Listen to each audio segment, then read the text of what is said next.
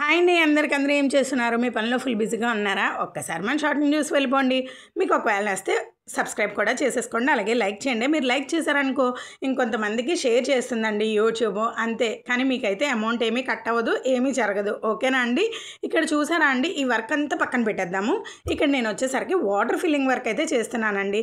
And ఇంకొక పేరు కూడా ఉందండి, పానీ వర్క్ అని అంటారనమాట. మరి pani work, water filling work Hindi and English వచ్చేసాయి కదా, మరి తెలుగులో నీళ్ళ వర్క్ అని అంటారా?